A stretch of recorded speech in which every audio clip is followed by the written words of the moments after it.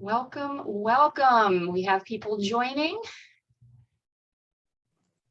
Thank you everyone for joining. Welcome, welcome. We just have people pulling in now. I will get started. So we are right on time. For those of you that don't know me, hello and welcome. My name is Renee Roberts. I am founder of Nourish to Live RX. I am a functional nutrition coach and founder of Nourish to Live RX. And I also like to call myself a vitality coach because I help you sleep better and have more energy throughout the day and help you feel amazing. So before I introduce our guest speaker for this evening, I just want to pose a couple of little, some information. If you have any questions, feel free to ask them in the Q&A box. You can ask them in the chat box, or if you're on Facebook, you can put them in the comments, and I will keep an eye on them throughout the session. If you feel so inclined, you can raise your hand and we can bring you on audio. And if you are on the Zoom session, and you can ask your question live. So what I would like to do now is introduce my guest speaker, Sherry Burden. Thank you for joining us, Sherry. It's great to have you. So I'll just give you a little bit of information about Sherry. So she is going to talk about how clutter blocks us from living heaven on earth and give us easy steps on how to remove these blocks and how to make room for more of what you want in life. So Sherry is a creative health and wellness expert who delivers high energy keynote presentations that challenge audiences to pay attention to what matters most in life. She earned her health and life coach certifications from the Health Coach Institute, and she has helped her clients lose weight, find purpose in life after a loss, love themselves, attract more of what they want in life, and create their own reality. She has created and held health panel discussions, workshops, and online challenges. She's a published author, recording artist, blogger, photographer, and a video creator. So welcome, welcome. Thank you so much for coming here tonight. So excited for this conversation. Oh my God, Renee, thank you so much. It always makes me kind of blush and feel just, it takes me back to where I started from and where I am today when you give that introduction and you go over and you hear the accomplishments that you've made. So many times we don't think about the things that we've already accomplished, right, in the past. So I just want to say thank you so much. I am so excited to be here today. Again, I am Sherry, AKA QueenShe. That is my stage name and my business name as well. And it's QueenShe, and my last name is Burden. And we'll talk a little bit about that tonight as well. But I help women over 40 look and feel fabulous. So I just know that the universe has brought us together because we are in the same niche, like helping women over 40. And I want to try to help women so that they can let their light shine for themselves and others around them through making empowered decisions and choices that will help them discover their power. And also I inspire women that no matter their age, that is the biggest thing I try to share, is no matter your age and no matter what you have been through in life, that you can still live out your dreams. You can still accomplish those things that you want to accomplish. You can still have the love of your life. You can still love yourself. You can still look and feel fabulous throughout whatever you have been through. And then you can start living life to the fullest. We hear that phrase so often, but we don't, like, what do we have to do it? What do we have to do, right? So that is my focus. No matter what I've been through, I know and I've learned that I can still find joy and happiness in this life. Awesome. So, yes, yes. So tonight, as Renee said, we're going to talk about decluttering your life. And there's so many things about decluttering. When you hear the word decluttering, I would love to hear, like, what does that mean to you? What type of feeling does that bring about? Renee? I can tell you what it means to me, because I Yeah, I have a lot of clutter, physical clutter Mhm. around in my house. Okay. So and I know that affects me as well. Yes. So I'm curious to know what other people are saying, and some people are coming up talking Mm. about I'm probably going to mispronounce your name, Juriba. Freeing up space, or Tina says, purging myself from noise in my head. Yes. So yeah, Yeah, awesome. so thank you so much, everyone, for sharing that. Because as you notice, and I appreciate those that are on that shared, because what I want to focus on a little bit, probably not what you expected, was more of the mind clutter. That's where everything starts. That's where it all began. So the clutter that you see, Renee, in your physical space is all something much deeper. And so I'll share some tips, if time permits, as to some of the tips on decluttering the environmental space. But I really truly believe that we need to start with our thoughts and the way that we think. That's what worked for me. So the only thing that I can provide is what I know worked for me and what I've seen work for others. And so everyone has to pick and choose what form of releasing that clutter in your mind works for you. It could be different for everyone. So I'm just going to share with you a little bit about my story, where the clutter began, and then how I kind of work my way through that. And then also I want you to understand why we have this clutter in our mind and where is it stored? Where is it?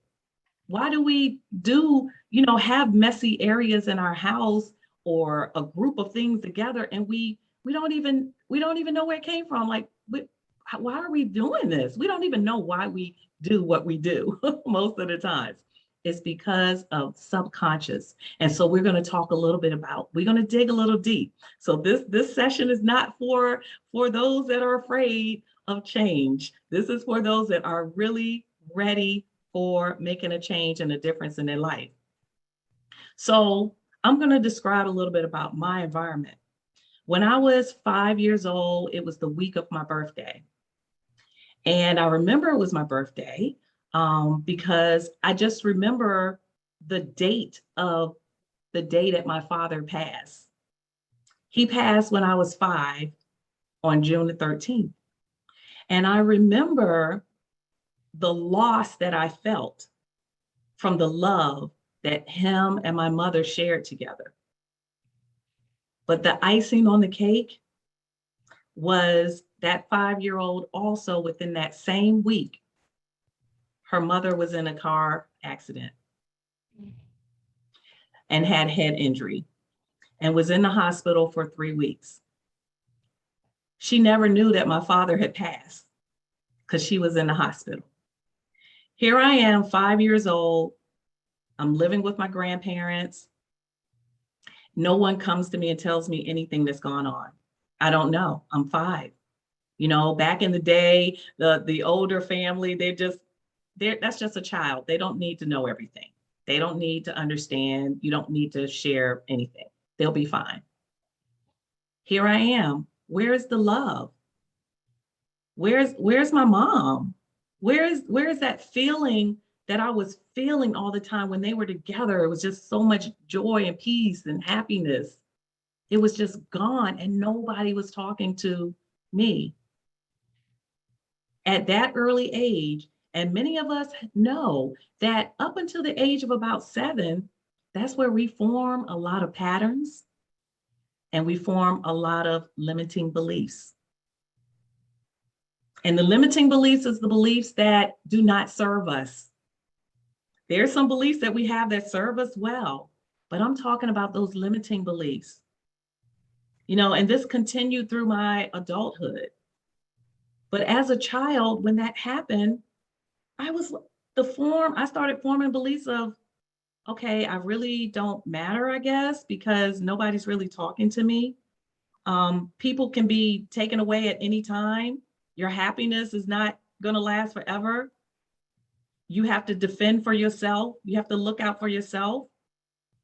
All of those started forming in my 5-year-old, 6-year-old, 7-year-old self. When my mom came home from the hospital, she wasn't the same. She lost her ability to read. She lost her ability to just do a lot of things. So my grandparents had to take care of both of us. Now they were older, and at that time, I'm thinking they were old. And now I realize they're probably the age I am now, over 50 and early 50s. But we know if you have like someone that has a disability now, someone that a little 5-year-old that you would have to take care of, just imagine the stress and the change in their lifestyle that they would have to make. So at 5, I remember being in the attic. I stayed in the attic with my mom. We slept in the same bed. I had no footboard, no headboard. As I got older, or as time went on, clutter started to form around me in the attic. We didn't have a closet. It was the attic. There was no closet. It was just making room for us to sleep. A bed, a mattress. My uncle who was a construction worker, he put a big iron pole up against one side of the wall. That's where it would wire hangers, and that's where we would share and hang our things. As time went on, because of my mom's illness, she started just putting things and gathering things and never wanted to get rid of things. I wonder why. She lost the love of her life and she never knew about it, did not get to attend the funeral. And no one really explained anything to her either. So all of that clutter, I grew up around. I grew up around the mental illness that was beginning to form. She didn't know. She was hearing voices, and I'm a 7-year-old, 8-year-old, 9-year-old, and I'm like, what's going on? And all of those things was happening. So here I am forming more beliefs in my head. Oh my God, I don't want this to happen to me. If I'm bad, if I do something wrong, this could happen to me. And then I started thinking, well, who's going to take care of my mom? I'm an only child. So now I'm like, I have to take care of this. I have to take care of myself. I have to be the one to depend on myself. I can't depend on anyone else. And that's how I transitioned and made it through most of my life. The most fascinating thing that really hit me and transformed me the largest at the time of my life was in my late 40s, when I found myself in the basement of someone's home. Now I'm living in the basement, surrounded by my belongings. Immediately at that moment, I did not want to be here anymore. I had those moments when I was young as well. I remember being on that bed, that mattress, and feeling like I'm just alone. I'm so alone. I was like, my mom will be okay. She's being taken care of. And I started just forming these beliefs like, hey, I'm better off just not being here. And here I am as an adult. I was in my late 40s and I was doing well. I had a career. I was wearing that mask on the outside. I was wearing the mask. How many of us wear the mask as if everything is fine? But it shows up through clutter in our physical space and also in our mental space. So even if you're blocking whatever it is that's happened to you in the past, the trauma, what you picked up from seeing your parents or family members or in your community or your church or whatever, those beliefs formed in your mind. And sometimes you can go to the extreme. So say if you grew up in a home that was very clean and they kept everything clean, everything was spick and span, and you had to wipe out the bowl. I remember one of my cousins saying her dad was in the military. She was like, I had to wipe out the sink. There could be no drops of water in the sink.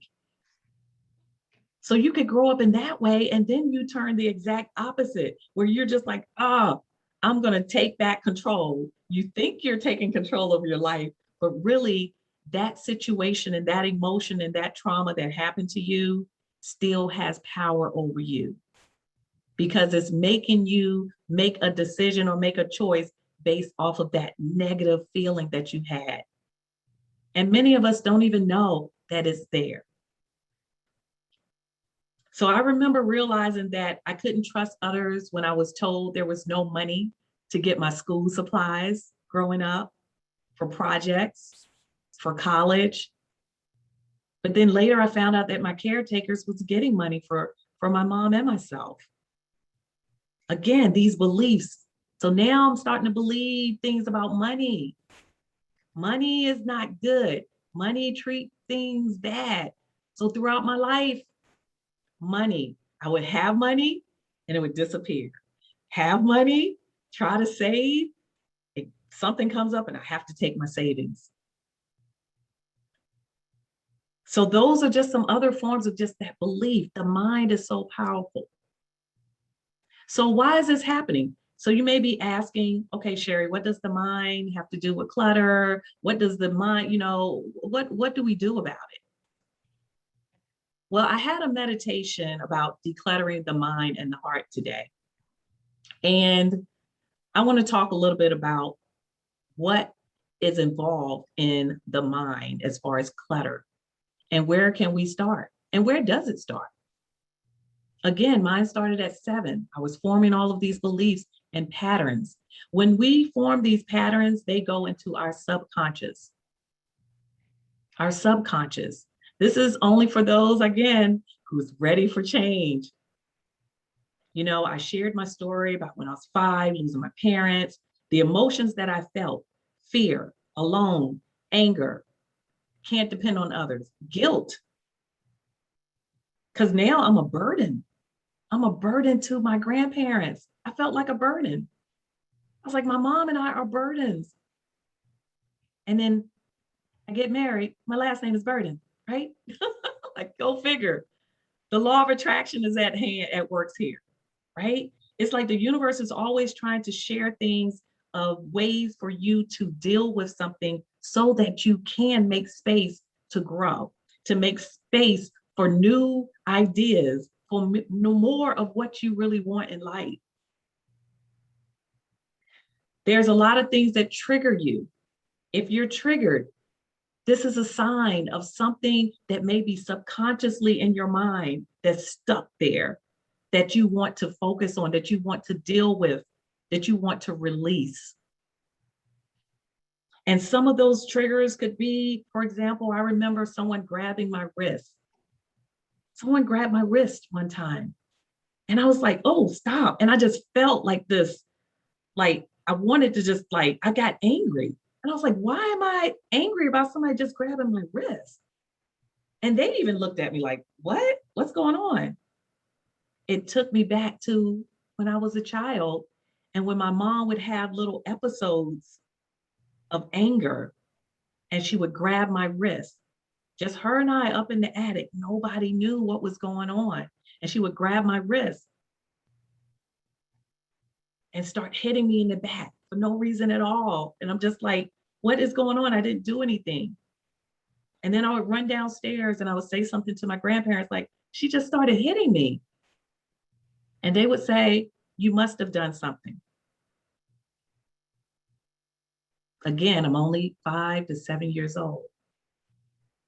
So at that time, I'm forming some more beliefs. All of these things are just embedded. They're just deep, deep down inside. By the time I'm a teenager, by the time I'm an adult, I'm not even realizing that I'm acting out of love. Like I want to love, love, love.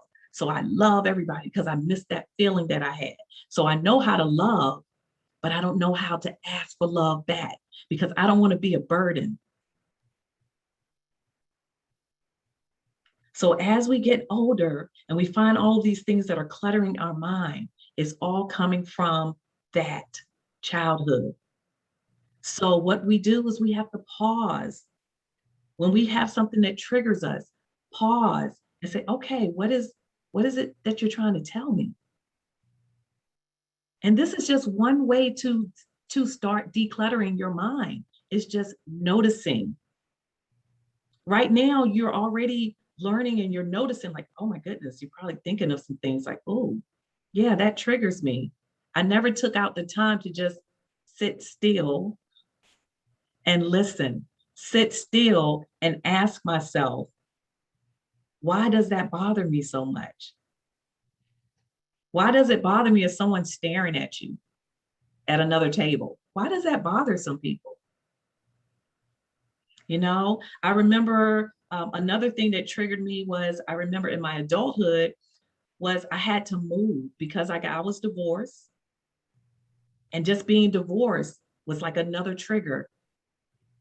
It was a trigger of you're not worthy, you deserve this, you're going to have to really work hard. You can love all you want. You're not going to get the type of love that you want back. You're abandoning your kids. I made a choice to let my children, my two boys, stay with their dad. I was judged for that. So that made me more secluded. I was a very outgoing person, sang with the band, sang in different environments, but I wore the mask. Deep down inside, I was lonely. I was that little girl again, looking for love, just looking for that love, that feeling that I so desired, that was just taken away from me with no explanation. No explanation. So I remember as an adult, I had to move. And it was a situation where I was in a nice townhouse and I was renting it. And the lady was like, "Oh, you got to move because we want to sell it unless you want to buy it." Again, that was a trigger. You want to buy it. I don't have enough money to buy it. I don't think my credit is right to buy it. Money again. Oh my goodness, it's taking me back to the divorce. It's taking me back to, oh, money. Money is just always an issue. I hate it. Why? Why do we have to use money to live in this world? Why? You know, those things was getting to me. And then when I had to move, I remember someone telling me in a safe place, I was in a church function. I was a youth ministry leader and I was getting things ready for the youth. I was all excited. And I was like, "Oh yeah, I'm moving," just, through casual conversation. And someone spoke out and said, "You're moving again?"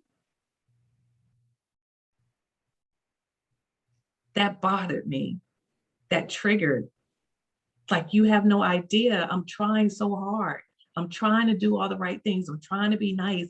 Why do these things keep happening to me?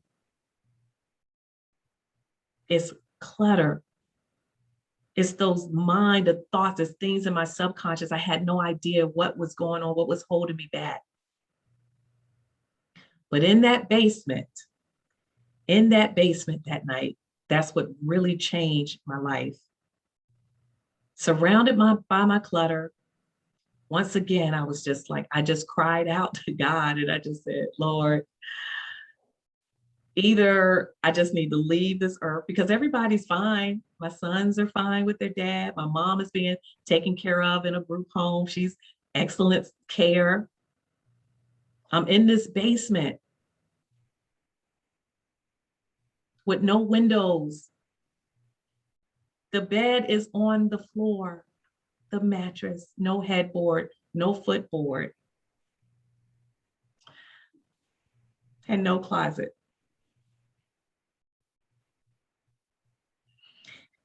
And I just didn't want to be here. I was like, I'm trying to be a good person. I'm trying to do what I learned in church, do unto others as you would have them do unto you.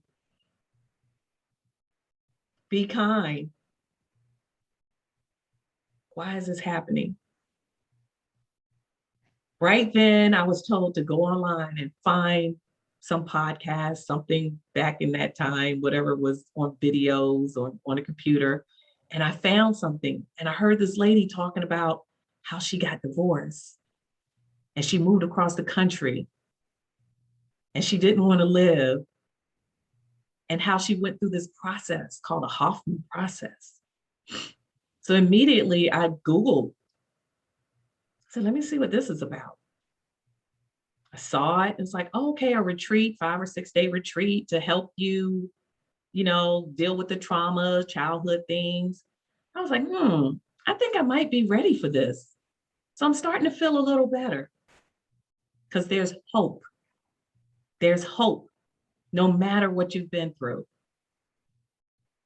But we have to start with our minds and changing the way that we think. So I looked it up and I was like, looked it up. Oh, this costs a lot. Again, here we go. Feeling back down. Money. I'm in the basement. I don't have the money. My spirit was like, believe, have faith. Where's your faith? I was like, okay, I'll give it a try.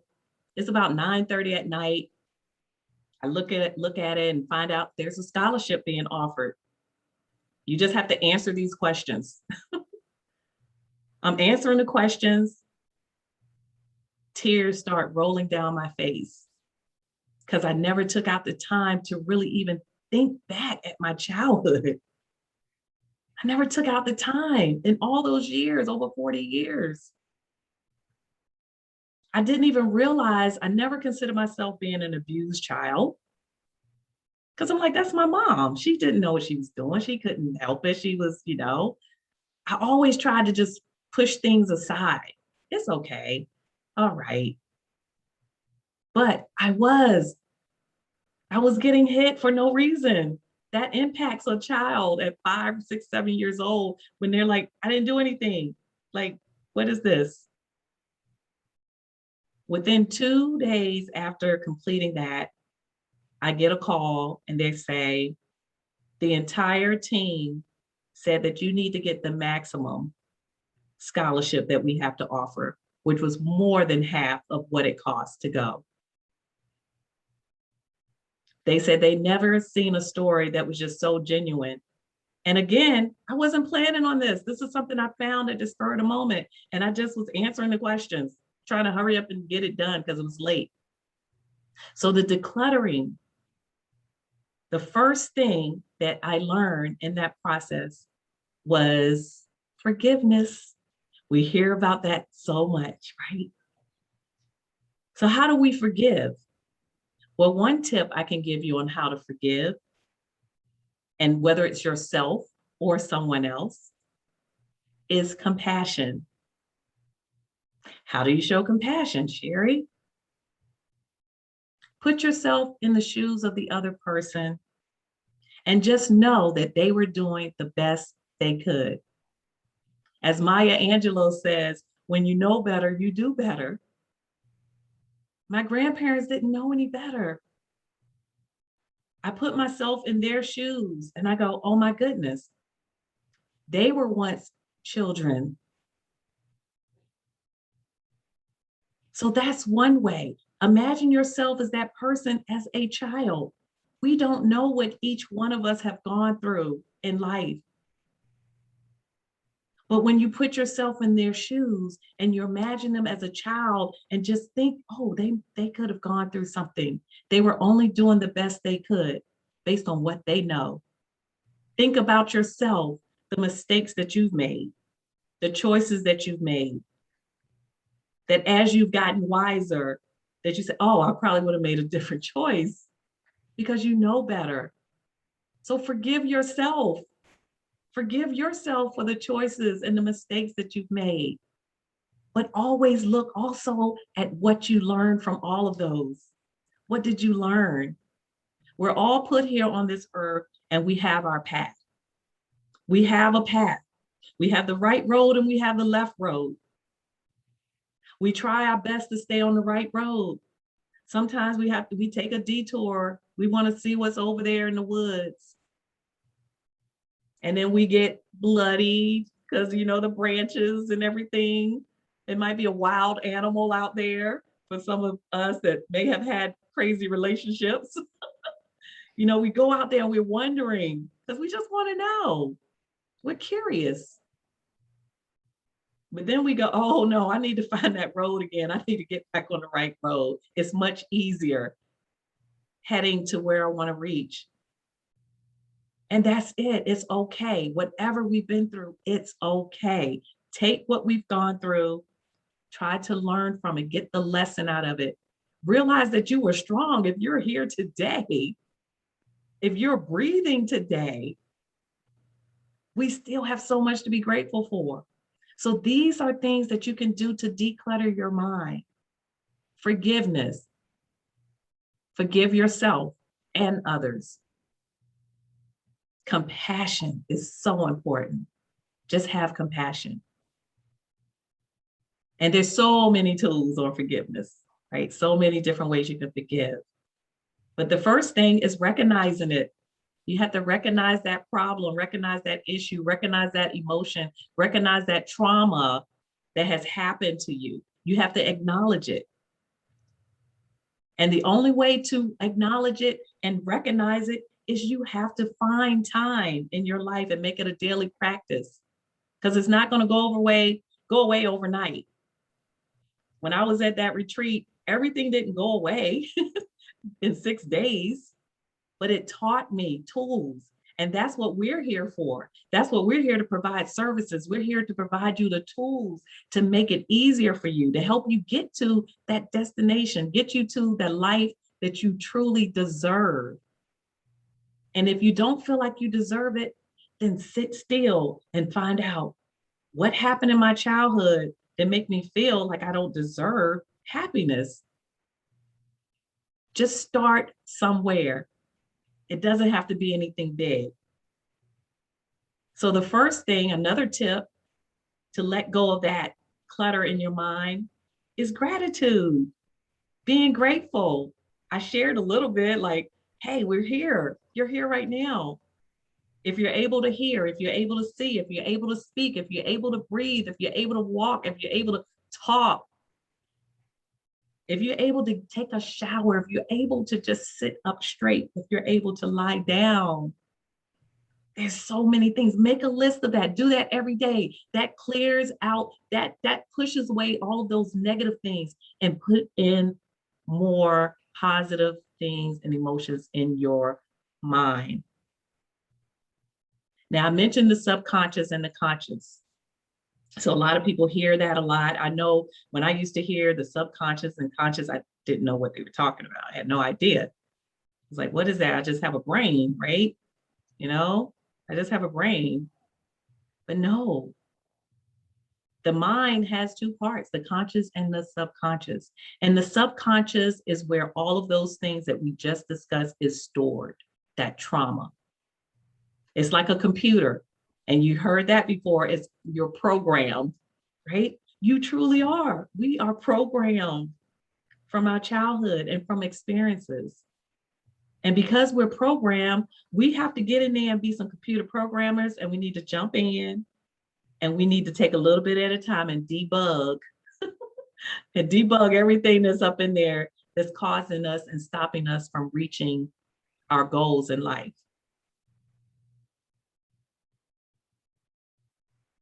So after I went through that retreat, one of the other things that I learned was to create a vision for your life.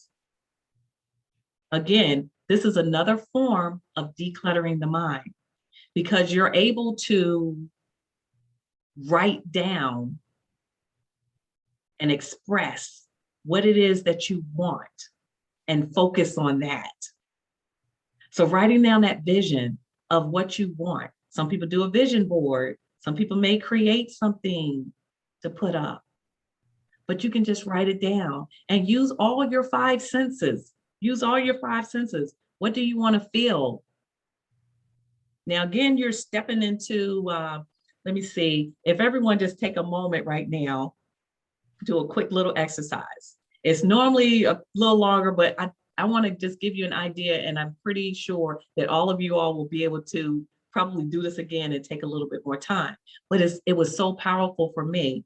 And that is just step into, say you got a suit that looks just like you, another skin, your body, it looks just like you.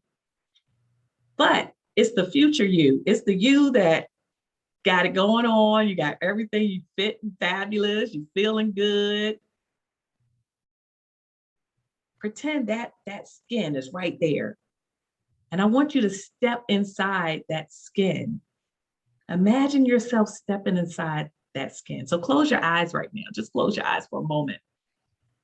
And I want you to just, first you want to slide your arm into the arm, one of the arms. Slide your other arm into the other one.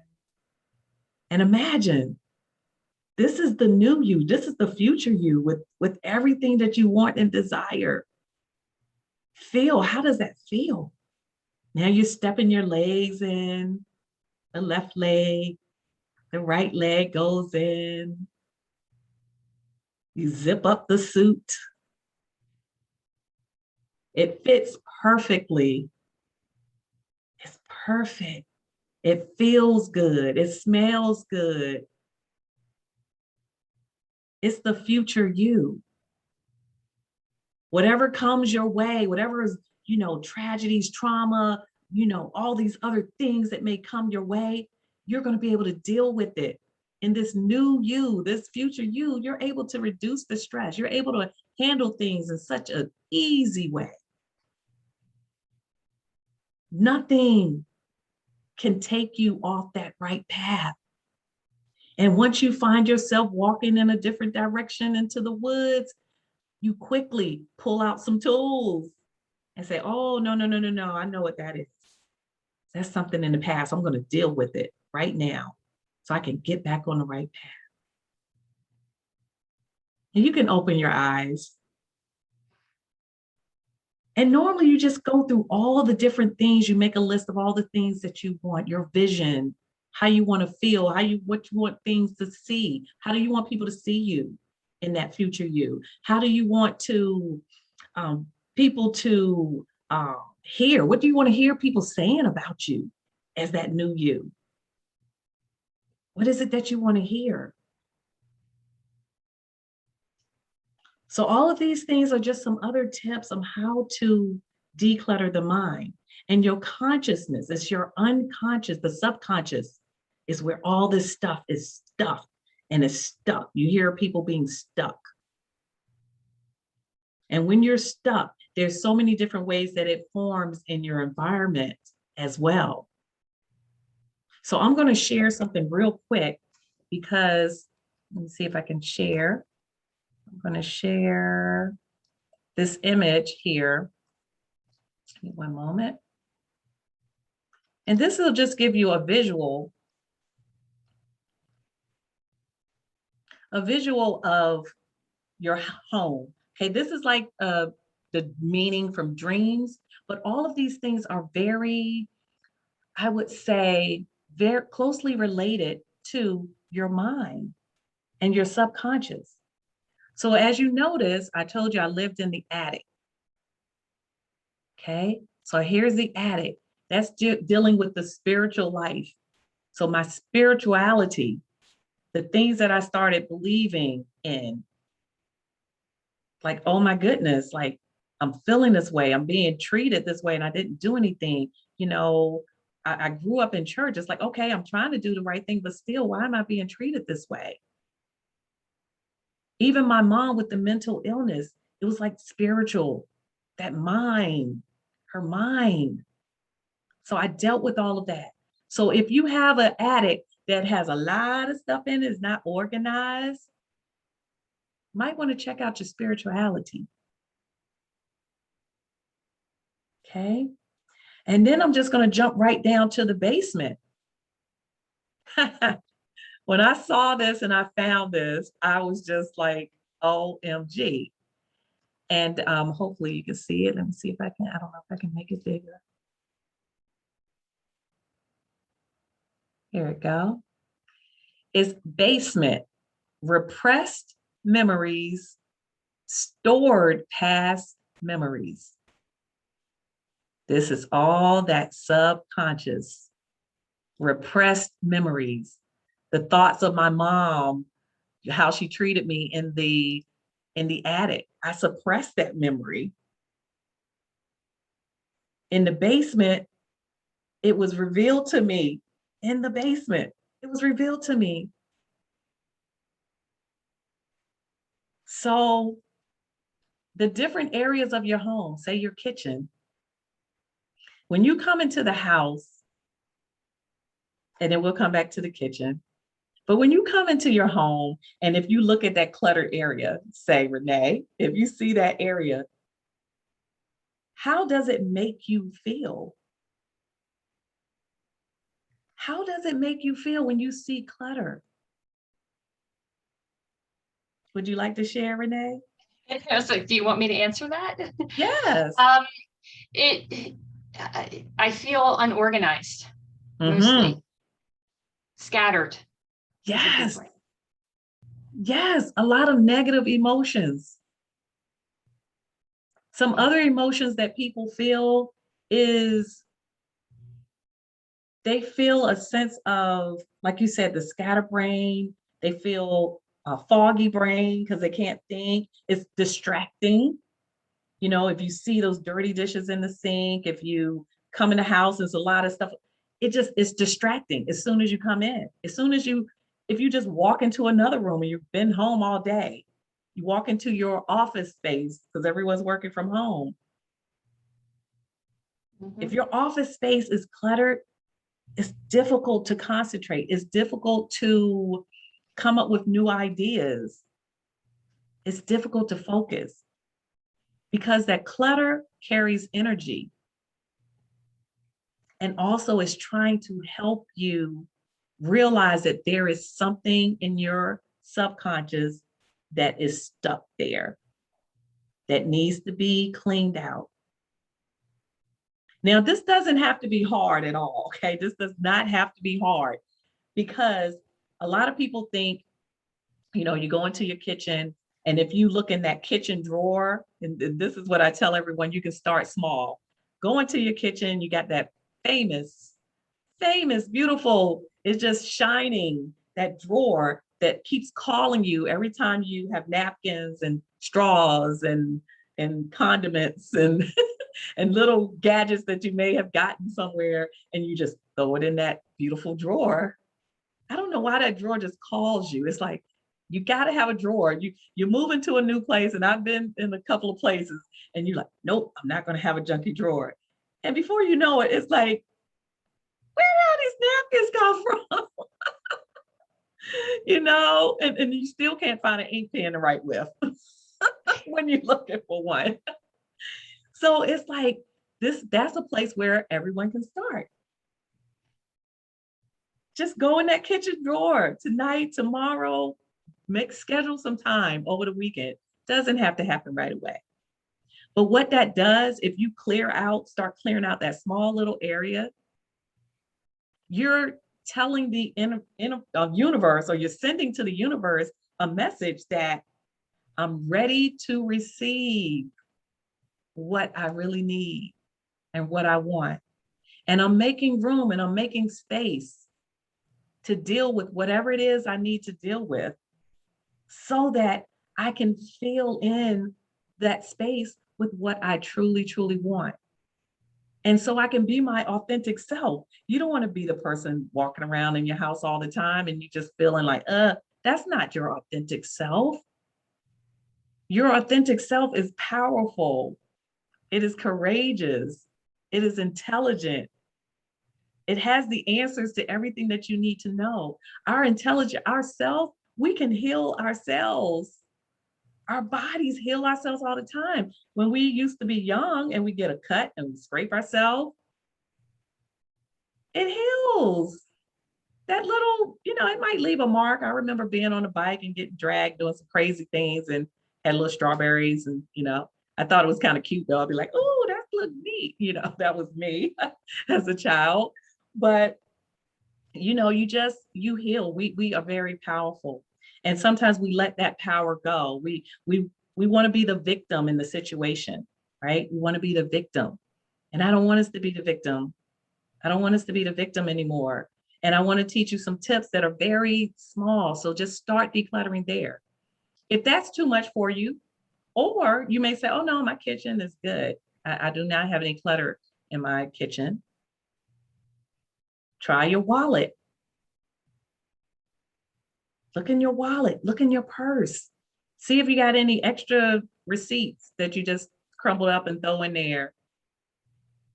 Bobby pins or safety pins or whatever things you don't need that just got thrown in there. And you're like, oh, there you are. I've been looking for you way over in the corner somewhere in the purse. Start small because it doesn't matter how small it is. you're still sending out the same message to the universe. I am ready to receive something new. I know I deserve it. And that was the other thing that I got when I was in that basement. I had to make a choice. I had to make a choice that I deserve a better life. I deserve it. And once you realize that you deserve it and you make that choice in your mind, the universe will make things, it was working it out for me already. I had no idea that that night that I was going to be able to go to a retreat that was in less than a month away, paid for, basically paid for. I had the money to go, didn't know how, it just, everything worked out. And that's what changed my life, because once I went through that, I did the vision for my life. I met an 80-year-old health coach. And what I'm sharing with you now is once you start to declutter your mind in any of these ways, things are starting, they're working in the background. They're lining up for you. You don't even know it. So within 6 months from that course or that class or that retreat, I met an 80-year-old lady who knew me when I was 7 or 8 years old in church because I took piano lessons from her mother. She was changing her career to be a health coach. And I never heard of health coach at that time. I was 6 months from becoming 50. And I was like, I'm ready for this, because that first experience taught me to invest in myself because I was worth it. And so now this second opportunity came up. Are you ready? Yes. Yes. I feel it. I'm ready. I want to look and feel fabulous at 50. I want to look my best. And the other thing I wanted to meet the other half of me, because I never knew anybody on my father's side. So once I took that 90-day program with that health coach, that's where I was exposed to decluttering. Had no idea. So even though I decluttered my mind back at the retreat and forgiveness, I was still working. It was still some things back there that I still needed to work on. So the universe like, oh, you need some more work here. And plus we got some other plans for you as well, right? There's some other things. So I went with this lady and I learned how to declutter. I did my first detox with her. That's another way of decluttering. It's not just your mind. It's not just your physical surroundings. Sometimes we have to take some time out a few times a year and get all the gook out of our system, out of our organs, clean all of that. Because the subconscious, all of those things that may be back there, that stuff has energy, and it is also impacting your perception of things in the environment, how life is, and then that gets internalized and affects your nervous system. You know, some things get you nervous and all those emotions because of things that trigger you. That nervous system and everything is all connected, and then it affects your organs. It affects your stress level. And then we have inflammation and we have illnesses and we feel sick and we got this heart disease and we got this disease and we got all this other dis-ease. All of it just from that subconscious thing that started when we were little. So all of this programming. So the detoxing, we want to go ahead and detox our organs as well. So that's another good thing to do. Even if you just do it for 3 days. Even if you just start simply by saying, Mondays is going to be meatless Mondays for me. Very simple. One day, I'm going to do meatless Mondays. And just say, I'm just going to try it. Be curious and just say, I'm going to try it Monday. Meatless Mondays. That's a start. That is a sign to the universe, telling the universe, I'm ready to receive. I'm ready to make changes. I know that I'm worth it. So after I go through this, the health coach, I invest in myself. The next thing I know, I'm becoming a health coach.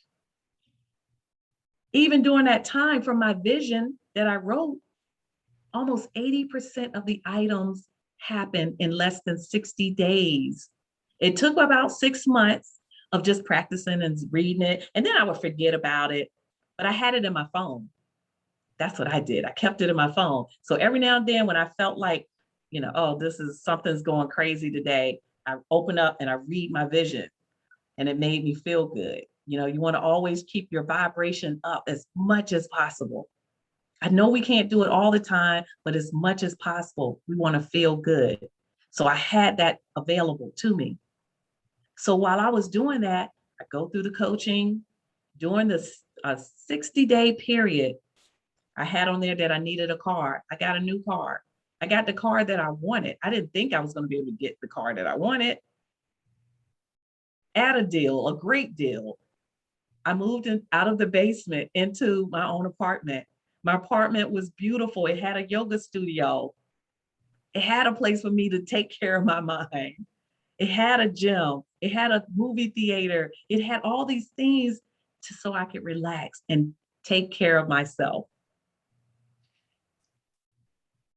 Also, within a few months after that, someone reached out to me on, what is it called? Ancestry.com. I had put something out there like years before, like trying to find the other half of me, my father side. Because of course he's gone. Most of the people gone, his age range, after 40 something years. And they reached out. And by my 50th birthday, I met one of my cousins. And they were having a family reunion within a few months over the summer. And I was able to go and attend that and meet the other half of me. And I was welcomed with so much love.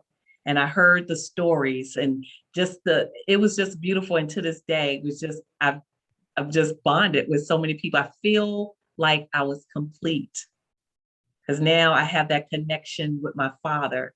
Even though I've never lost him and what he's given me, but to know that, oh, that person looks kind of like me, or, oh, now I know, oh, that smile or that complexion or that, oh, it's other people that's similar and look like me.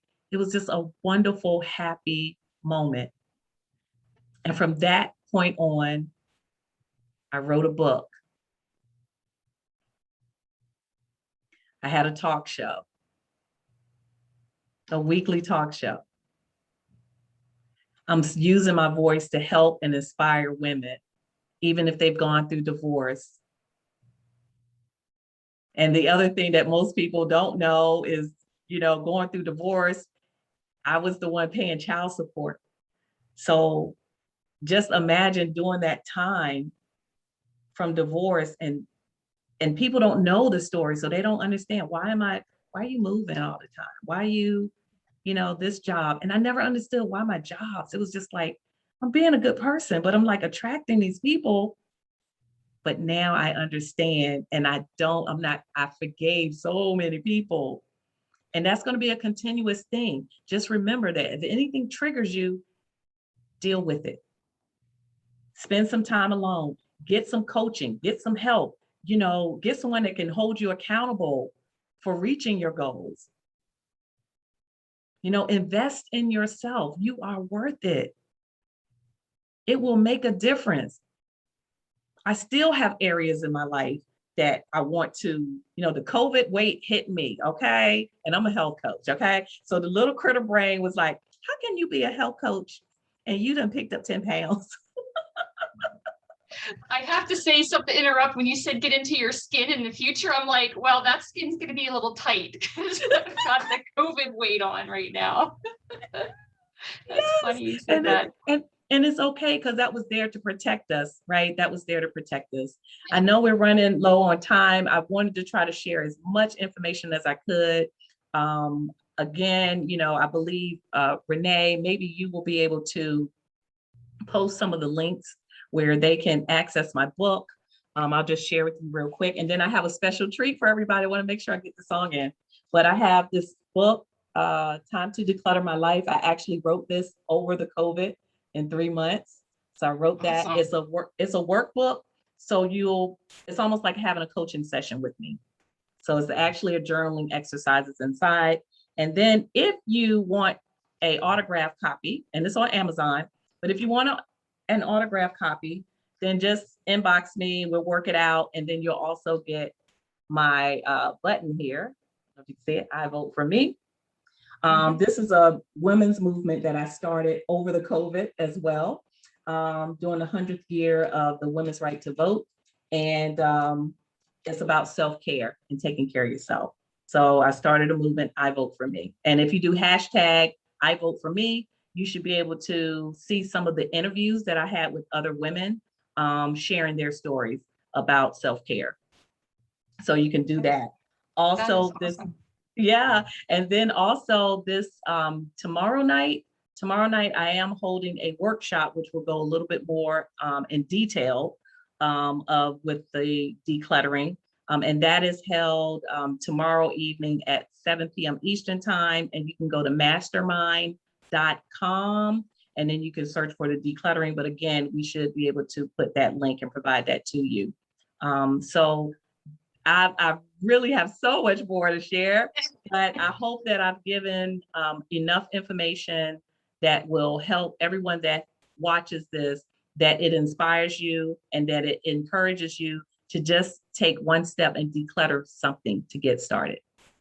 That's awesome. Thank you, No, Renee. thank you so much. Oh, we had some, I just want to go through some of the comments as well. Oh, okay. And if anybody has any questions, want to come on real quick, feel free to type it in the chat. Or raise your hand if you want to come on audio. So some of these questions, or some people just said, Tina said, amazing. Gina said, excellent presentation, Sherry. Thank you for sharing your valuable experience and your story. Jariba says, awesome. Tina says, Sherry, how do you have so much? You have so much positive energy. Yes, you do. I totally agree with Tina. It is. You're a very good storyteller as well. I mean, it's just. I watched a lot of Lisa Nichols. Oh, Monica raised her hand. So I'm going to bring her on, allow her to talk. Okay. Monica, you can unmute yourself if you want to talk.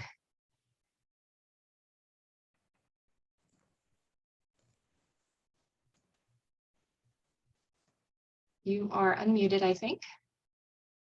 Can you hear me now?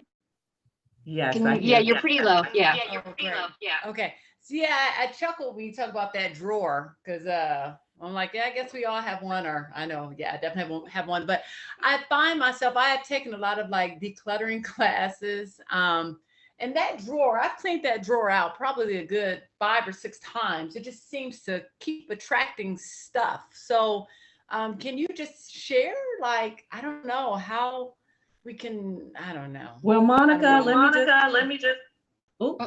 Go ahead. Can you hear me? Okay, great.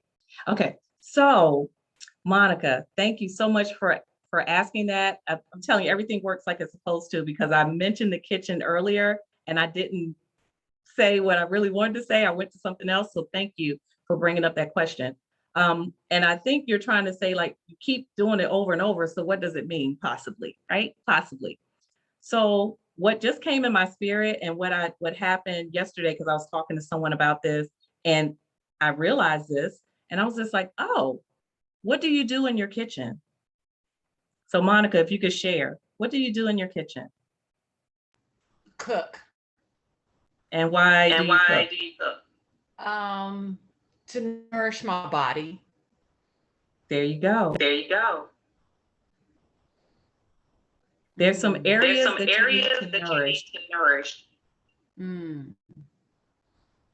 Okay, and if you don't mind going on mute, I want to say a little bit more. Okay, So yes, there's areas that you need to nourish.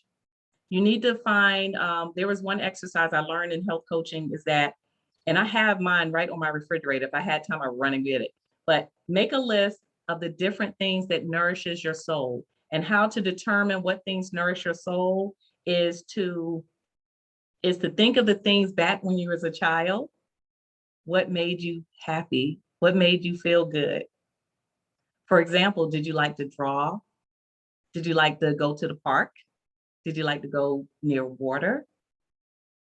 Did you like to sing? Do you like to dance? Make a list of all those nourishment things and make sure you are doing those. You're doing things to nourish your soul. Your soul is crying out for nourishment. That's what I would like to share with you. So hopefully that works. How do you feel about that? Do you feel like there's some areas that you could definitely nourish your soul? You're on mute, Monica. Sorry. I'm gonna have to play around with that. I know there's something, I know there's some truth in it. I do a lot of things for myself, self-care and dance, and but maybe I need to dig deeper into being, yeah, I get to sit with that. Thank you. Yeah, no problem. Yeah, just get quiet and just ask yourself, talk to yourself. It's not going crazy. Just talk to yourself and ask yourself that question. Just say, why? What is it that you're trying to tell me? What is it that I need to know? That's what I ask. What is it that I need to know about why is this, constantly? Because I think that happens to a lot of people, even myself. So I think it's okay if you see an area that continues to get cluttered. Don't look at it as if like, oh my God, this is a bad thing. No, because as long as we're living and walking on this earth, there's always going to be areas that we need to declutter. There's always going to be something that we need to do to improve ourselves. Because once we've done everything we're supposed to do, then boom, we're not here anymore, right? We go back to wherever. But yeah, I think you just need to find some other things, and it's something maybe going on that's blocking some other nourishment that you need. So I hope you discover that, and I hope I do too. Thank you so much. Thank you, Monica. Thanks for joining. Any other questions?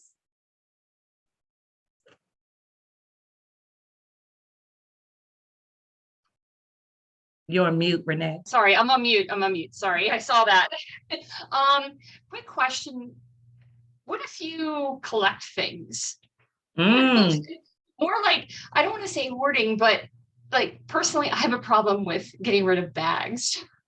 Bags, shopping bags, plastic bags. I have that kind of problem. Does that relate to something? Or is it just, I don't know, something weird? I don't know. No, I think when you're collecting things, like there's some things that you're collecting that's useful, right?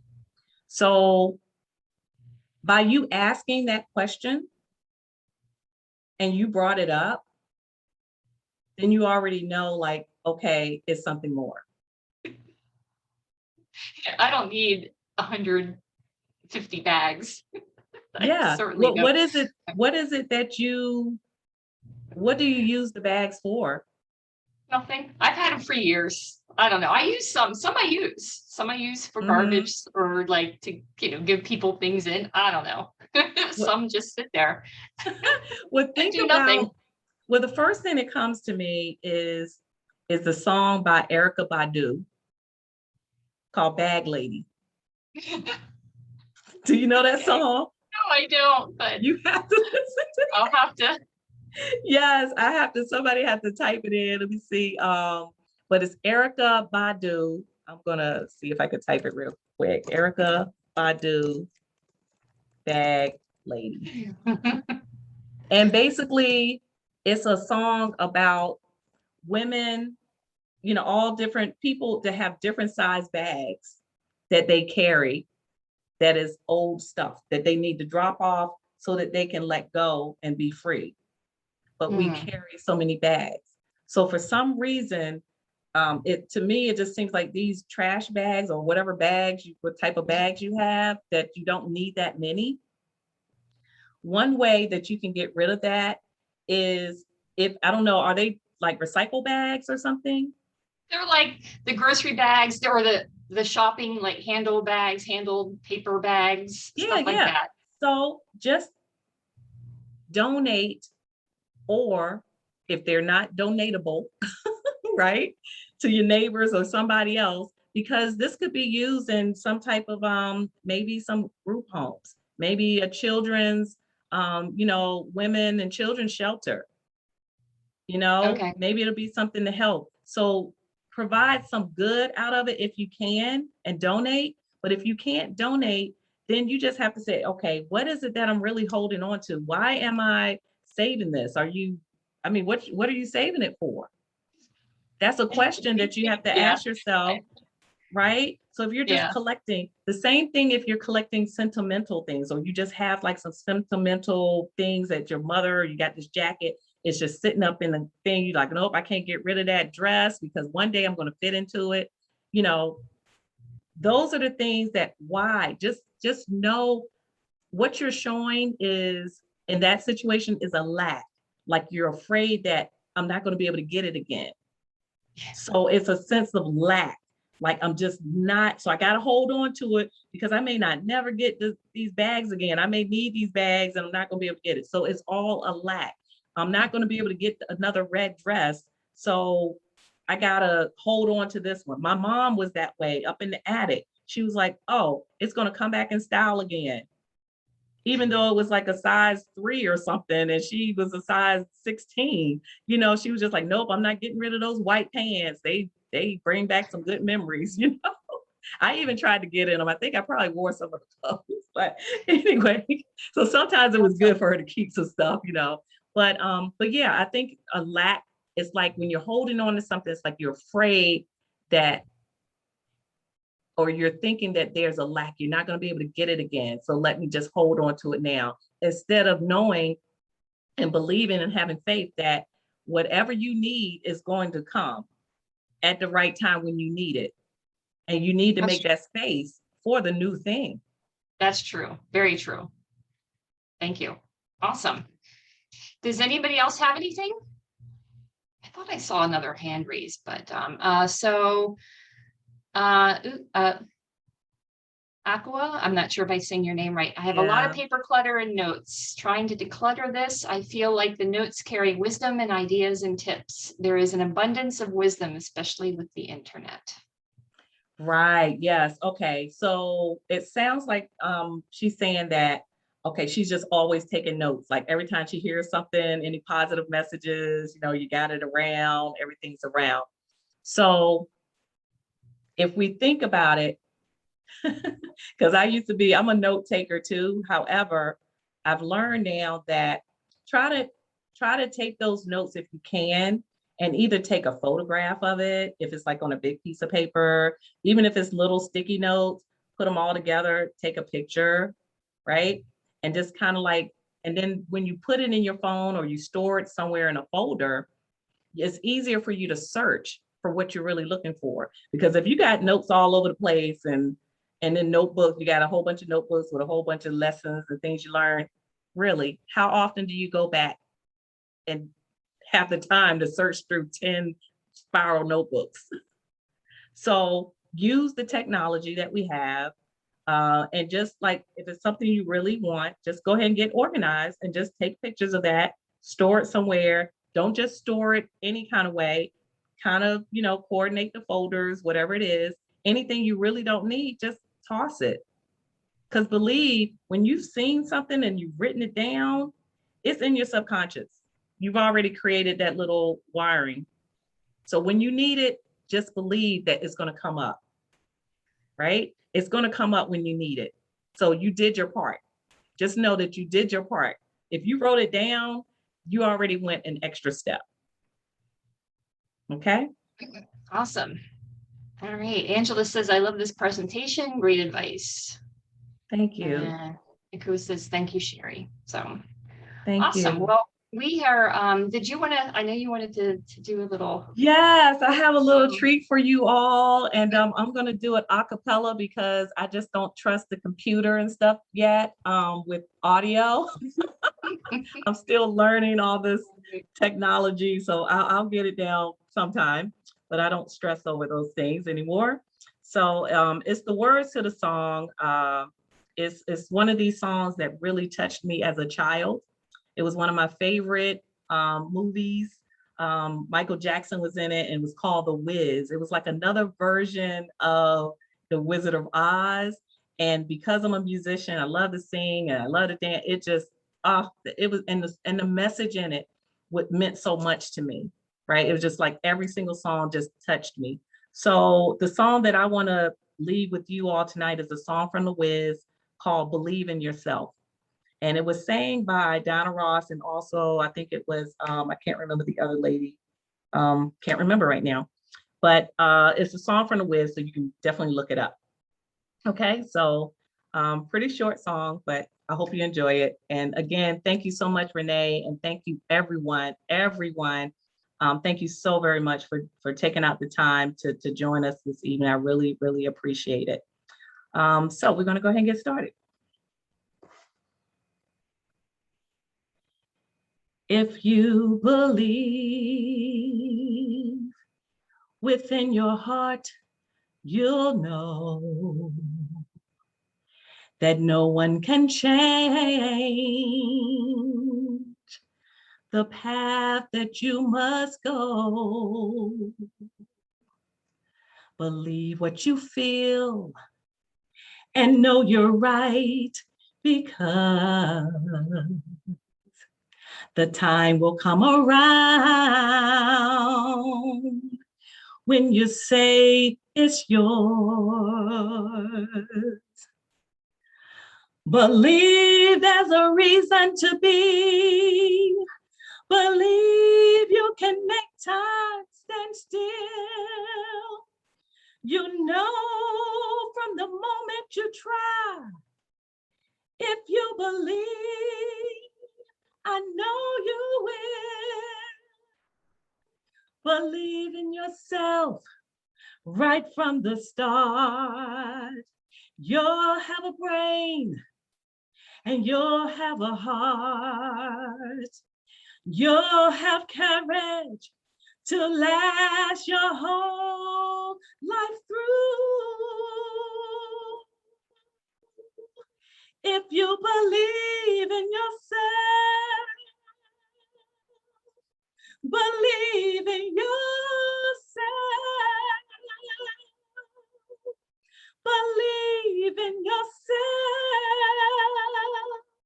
as I believe in you.